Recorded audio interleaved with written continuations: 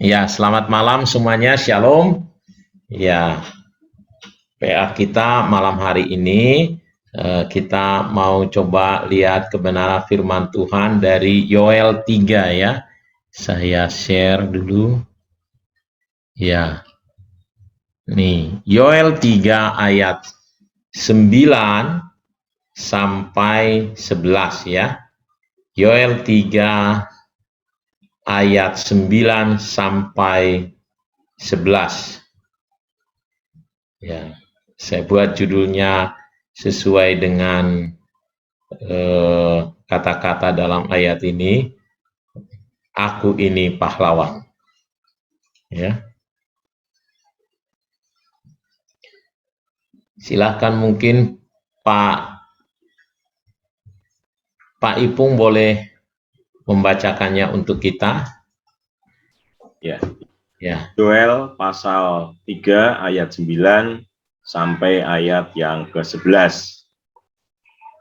Maklumkanlah hal ini di antara bangsa-bangsa. Bersiaplah untuk peperangan. Gerakanlah para pahlawan, suruhlah semua prajurit tampil dan maju. Tempalah mata bajakmu menjadi pedang, dan pisau-pisau pemangkasmu menjadi tombak. Baiklah, orang yang tidak berdaya berkata, aku ini pahlawan. Bergeraklah dan datanglah, hai segala bangsa dari segenap penjuru, dan berkumpullah ke sana. Bawalah turun ya Tuhan pahlawan-pahlawanmu. Ya, saya percaya firman Tuhan ini sering kita dengar, baca, bahkan mungkin juga sering kita khotbahkan ya. Jadi kalau perikop ini sebenarnya berbicara mengenai seperti halnya akhir zaman sebenarnya ya, pemulihan bangsa Israel. Ya, jadi kalau Lai membuat judul perikopnya ini adalah Lai ya, LAI membuat judul perikopnya justru adalah berkat bagi umat Tuhan ya. Nah, tetapi tidak bisa dipungkiri sebenarnya ini berbicara untuk akhir zaman. Ya, jadi saya pikir ya sekarang kita juga ada di dalam akhir zaman ya. Nah, dan firman Tuhan ini jelas sekali berbicara bukan di masa yang tenang, bukan masa yang baik-baik saja, aman-aman saja. Jadi ini Tuhan berbicara di masa perang ini. Perang melawan si jahat, ya. Jadi digambarkan di situ perang melawan musuh-musuh orang Israel ya. Jadi Tuhan mau mereka bangkit katanya. Bahkan, nah ayat yang sangat luar biasa adalah ayat yang 10 itu ya. Jadi biarlah setiap orang ya berkata, aku ini pahlawan. Ya. Lalu dia berkata begitu, dia mengubah identitasnya dari seorang petani menjadi tentara. Gitu kira-kira ya. Dia ubah identitasnya dari seorang yang lemah menjadi seorang yang kuat. Di situasi apa? Di situasi yang persoalan banyak gitu kira-kira ya. Di situasi perang. Jadi bukan situasi yang tenang. Nah, saya pikir situasi pandemi ini sebenarnya menjadi situasi yang kita gereja Tuhan sedang berperang. Ya, berperang karena ya bukan hanya dengan zaman ini karena zamannya memang zaman di mana ya gara-gara pandemi ini orang jadi susah ya kita pegang gitu ya. Nah, saya misalnya melihat ya sebenarnya harusnya ketika kita undang orang datang ke gereja, mestinya orang harusnya excited, berbondong-bondong orang ke gereja karena terbatas gitu gereja itu. Kenyataannya enggak, kursi kosong masih ada gitu ya. Ya, yang tadinya berpikiran, waduh ini daya tampung gereja kita sekian gitu. Kenapa? Kita berperang melawan kenyamanan. kita berperang melawan ya teknologi juga. Kita berperang melawan kemalasan. Kita berperang melawan roh-roh jahat juga ya. Karena mungkin banyak anak-anak Tuhan itu merasa ya sudahlah santai aja, lebih bagus bergereja di rumah, ya. Atau bisa juga karena persoalan ini, wah itu membuat dia menjadi kurang bergerak untuk ke gereja. Walaupun mestinya kalau dia normal, ya artinya kalau anak Tuhan itu dia cinta Tuhan, mestinya ini kesempatan dia berdoa, datang kepada Tuhan gitu ya, dengan situasi yang ada. Tapi kenyataannya tidak. Nah, jadi ini adalah masa-masa yang sukar bagi gereja. Saya harus bilang begitu, bukan hanya di kita ini, tetapi juga hampir di semua gereja. Ya, bahkan kemarin misalnya saya rapat di PGLII, ya. Nah, gereja-gereja yang makin besar itu, ya mengalami persoalan keuangan yang jauh lebih besar, ya. Walaupun gereja-gereja kecil di desa-desa sama juga mengalami persoalan, tetapi karena kalau melihat ukuran jumlahnya, ya mereka jadi gampang menggantinya ya. Jadi misalnya kalau gereja-gereja di desa-desa misalnya, mereka mengumpulkan persembahan, ini katanya yang ikut rapat di PGLII ya persembahan itu hanya untuk mencukupi mereka membayar listrik, membayar air gitu. Nah, tetapi karena gereja tidak terlalu banyak mengkonsumsi listrik, pertemuannya kan berkurang. Jadi memang berkurang juga. Nah, biayanya. Jadi nggak terlalu banyak. Nah, yang masalah adalah gereja-gereja di kota yang besar-besar. Dan walaupun saya harus katakan kita masih menurut saya puji Tuhan kita tidak terlalu persoalan besar lah ya. Nah tapi tetap kita mengalami juga ya. Nah jadi saya harus katakan nih kita ada di dalam peperangan ya.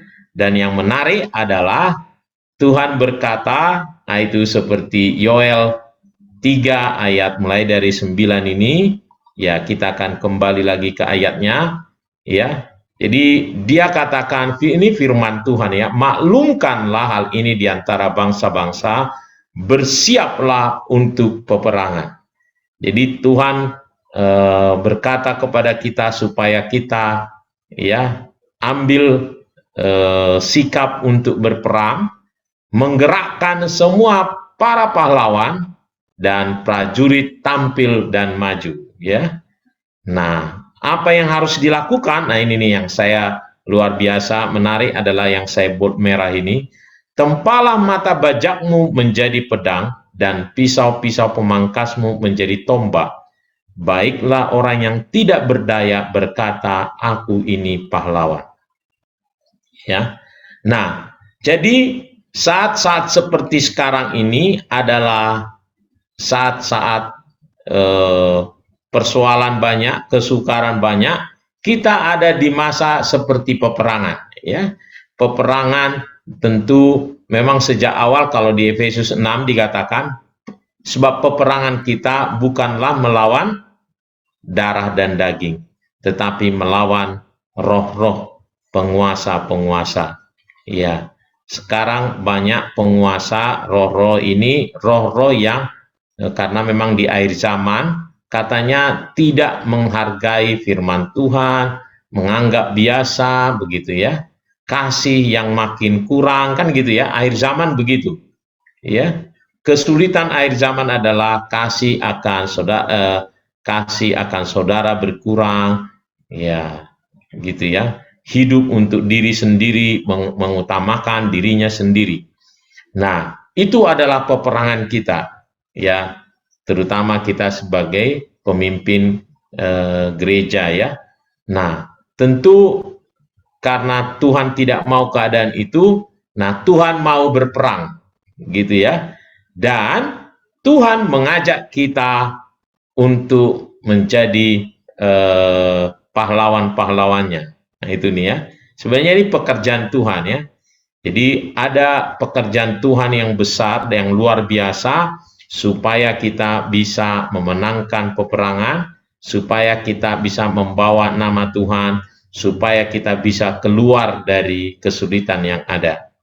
Dan menariknya adalah firman Tuhan ini datang kepada kita yang berkata, ya,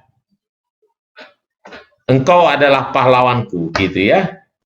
Ya, Tuhan memilih kita menjadi pahlawannya untuk berperang ini. Ya.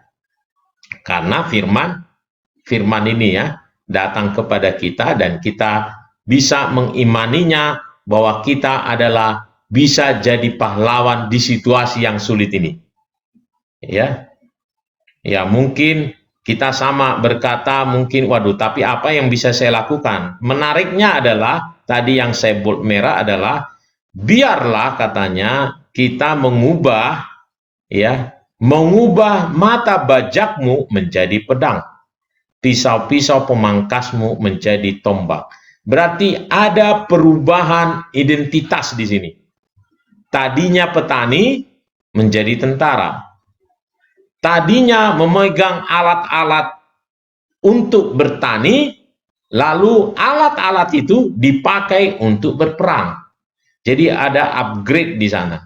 Ada perubahan identitas, ada perubahan semua yang dikerjakan dialihkan kepada yang lain ya. Dialihkan kepada yang lain. Nah, jadi berubah mindsetnya harus berubah ini, karena kita berubah identitas, kita harus ubah mindset bahwa aku bukan orang yang nggak bisa, tetapi aku bisa. Ya, berkata aku ini pahlawan. Ya, kita harus mau berkata aku ini ditetapkan jadi hamba Tuhan untuk menjadi berkat. Aku ditetapkan Tuhan menjadi pemimpin, memimpin pasukan yang luar biasa, membawa banyak orang datang kepada Tuhan, nah gitu ya, mengubah kehidupan orang. Nah, caranya adalah kita mengubah diri kita, upgrade diri kita, upgrade apa yang kita miliki ini, memakai semuanya untuk tujuan itu tadi, peperangan, untuk tujuan untuk kemuliaan bagi nama Tuhan, untuk membawa sebanyak mungkin, menarik orang-orang dari tangan si jahat, membebaskan mereka untuk menerima keselamatan dari Tuhan. Ya, nah, saya lihat misalnya kata pahlawan ini dipakai juga kepada orang dulu Gideon ya. Jadi kalau sekarang kan enak kan. Tadi saya buatin aku pahlawan, jadi pahlawan keluar nama Gideon, ya, ya, yang mirip-mirip menurut saya dengan cerita ini ya. Jadi ini nih Hakim-Hakim 6 ayat 12 sampai 16 saya bacakan dulu ya. Malaikat Tuhan menampakkan diri kepadanya dan berkata kepadanya demikian. Tuhan menyertai engkau, ya pahlawan yang gagah berani. Nah ini, Tuhan menyapa Gideon, bukan karena dia sudah pernah menang perang, bukan ini. Dia pada saat itu, dia belum apa-apa. Ya. Tetapi Tuhan memanggil dia yang berkata, pahlawan yang gagah berani. Ya. Tuhan menyapa Gideon, ayat 12-nya, menyapa dia dan berkata, ya pahlawan yang gagah berani. Dia belum siapa-siapa. Ya, yang luar biasa. Lalu jawab Gideon katanya, Tuhanku, jika Tuhan menyertai kami, mengapa semuanya ini menimpa kami? Di manakah segala perbuatan-perbuatannya yang ajaib yang diceritakan oleh nenek moyang kami kepada kami? Ketika mereka berkata, bukankah Tuhan telah menuntun kita keluar dari Mesir? Tetapi sekarang Tuhan membuang kami dan menyerahkan kami ke dalam cengkraman orang Midian.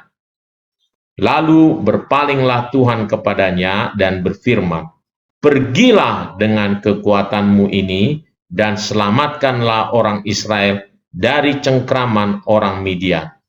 Bukankah aku mengutus engkau? Tetapi jawabnya kepadanya, Tuhanku, dengan apakah akan kuselamatkan orang Israel?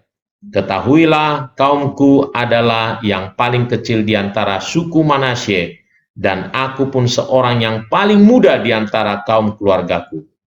Berfirmanlah Tuhan kepadanya, tetapi akulah yang menyertai engkau, sebab itu engkau akan memukul kala orang Midian itu sampai habis. Nah, poinnya di sini adalah karena Tuhan yang berkata, biarlah engkau berkata, aku ini pahlawan, maka kita memang betul-betul bisa jadi pahlawan. Memang bukannya maksud Tuhan itu bermain-main gitu, bukan. Sebab Tuhan yang berkata begitu. Dan karena begitu, Dia memampukan kita sebab Dia menyertai kita. Aku yang mengutus engkau, aku yang berkata demikian, aku yang menyertai engkau sehingga kita bisa jadi pahlawan. Tuhan yang ada di dalam hidup kita sehingga itu yang memampukan kita, bukan berdasarkan pengalaman kita, bukan berdasarkan apa pendidikan kita, apa yang sudah kita lakukan, mungkin apakah kita keturunan berdarah biru atau coklat gitu ya.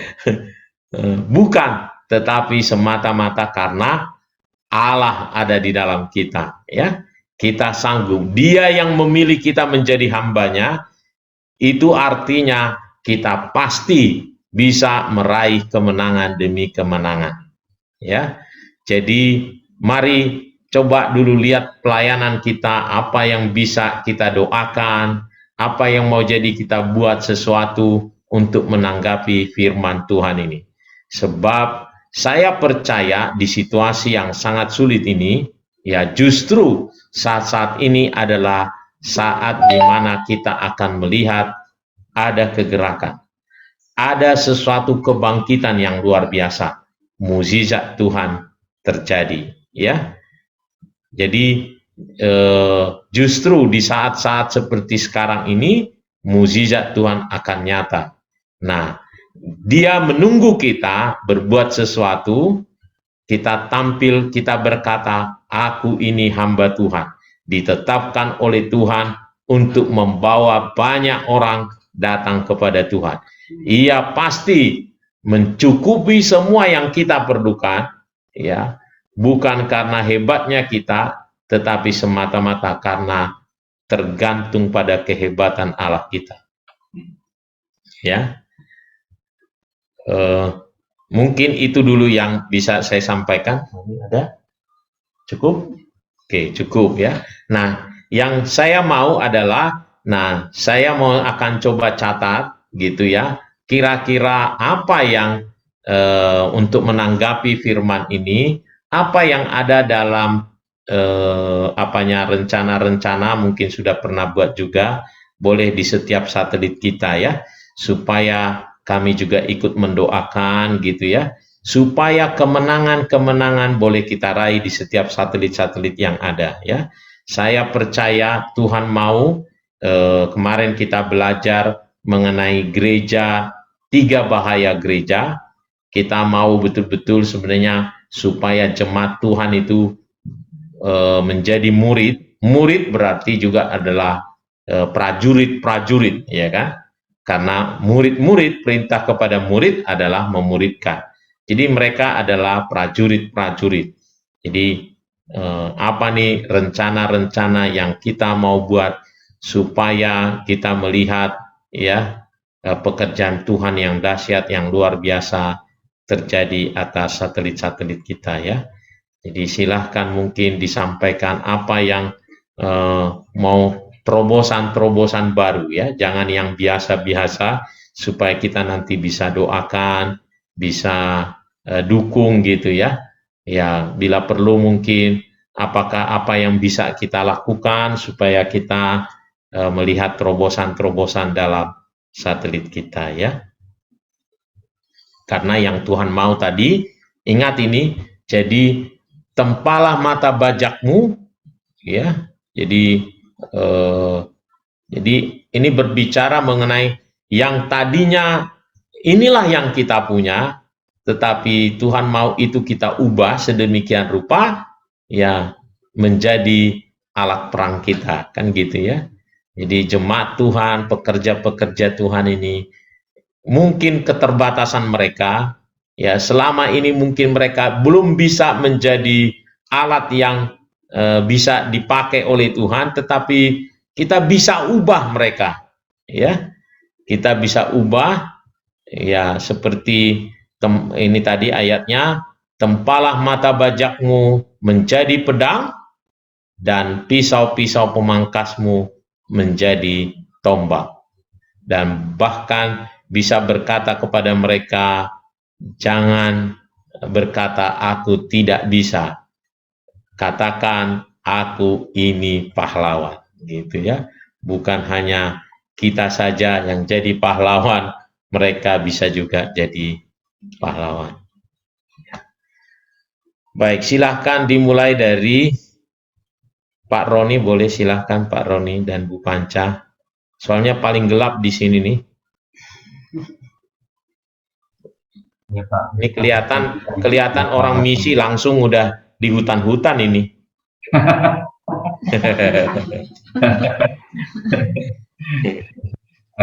Pak Sabar lagi berbunga-bunga, jadi di taman bunga dianya. Oke, ini just kidding. Silakan. Oke Pak Budi. Langsung pemimpinnya dulu, baru nanti oleh. sedikit sharing ya Pak. Sebelum Bapak nanti, Pak, saya teringat aja. Waktu kami ke Tanjung Uban, dulu pernah cerita waktu itu ya. Jadi di Tanjung Uban itu yang Pak Horas. Di Pak Horas ya dulu ya, saya pernah cerita. Kami pulang dari sana, kami bagikan waktu PA kalau nggak salah. Saya senang sekali melihat, kaget sebenarnya, mana ini pemain musiknya kok belum pada datang. Karena yang saya lihat anak-anak SD di tempat drum, di tempat keyboard. Saya tanya, mana ini petugasnya, kok pembicara udah dateng, jemaat udah kumpul, tapi kok pemain musiknya belum ada gitu. Ternyata ya itulah pemain musiknya. Anak-anak SD itu di ibadah umum, saya kaget. Ternyata mereka di sana itu tidak ada sekolah yang bagus untuk SMA. Jadi setelah SMP itu mereka harus keluar daripada desa itu. Sehingga pulau itu karena pulau terkecil ya, pulau-pulau kecil. Jadi yang ada cuman SMP ke bawah gitu. Sementara yang ada umur itu kadang-kadang agak susah untuk belajar musik. Tapi kalau yang kecil-kecil ini ternyata ditemukan gampang gitu. Mereka menyesuaikan, ada rasa antusias dan excited dengan tantangan. Kalau orang udah tua tuh kayaknya udahlah, yang muda-muda saja, yang muda-muda gitu ya, kebanyakan. Akhirnya saya tanyakan itu. Dan pulang saya cerita nih sama Bapak Ibu sekalian. Dan saya sekarang melihat gitu, kegerakan itu. Wah, anak-anak yang muda-muda nih yang main gitu ya, ada bahkan anak-anak hamba Tuhan menjadi perhatian khusus ya dari hamba-hamba Tuhan ya. Dulu Noel itu bukan siapa-siapa, tapi sekarang dia harus main tiap minggu kayaknya. Saya sampai liatin gitu ya. Oh, tapi dia masih suka cita. Karena dia main terus ya. Memang nggak baik juga kalau main tiap minggu. Nanti dia akhirnya tidak menikmati lagi pada saat dia jadi jemaat. Memang harus ada penggantinya gitu. Jadi nggak melayani enak gitu ya. Nggak jadi sampai kelelahan ya. Tapi saya lihat dia suka cita. Kalau dulu mungkin tidak tersadari oleh Pak Budi, mungkin Noel sekarang dikiranya baru belajar kali ya gitu. Jadi udah harus banyak yang dia alami, jadi tidak dialami karena salah startnya. Ya saya senang sekali lihat Noel, lihat siapa lagi ya di sini, Jason juga kayak gitu. Dulu kayaknya nggak terlalu tertarik, tapi begitu dia udah klik ketemu dengan panggilan yang pribadi, malah melompat, bukan jalan lagi, dia melompat gitu ya. Jadi senang sekali. Memang kita nggak tahu golden time-nya, tapi memang startnya harus gitu. Nanti ada momen, ada golden time-nya, dia klik sama Tuhan, maka mungkin siap-siap aja. Anak-anak kita lebih hebat dari kita ya Bapak Ibu ya, tapi itu kan cita-cita dan harapan, nggak apa-apa. Jadi bisa jadi dia lebih, Pak Oscar sekarang banyak pelajari bagaimana Michael menyampaikan sesuatu gitu, karena update ya, lebih kekinian gitu. Pak Oscar kalau mau cari contoh orangnya kayaknya udah lama sekali, untuk orang sekarang siapa gitu, tapi kalau Michael masih tahu gitu ya. Jadi nggak apa-apa gitu, mereka jadi lebih maju dari kita, itu cita-cita dan harapan. Jadi saya senang sekali sekarang ini cerita Tanjung Uban, kaget-kaget Tanjung Uban, saya nggak terlalu kaget lagi sekarang karena udah banyak saya lihat di satelit ya. Saya senang itu.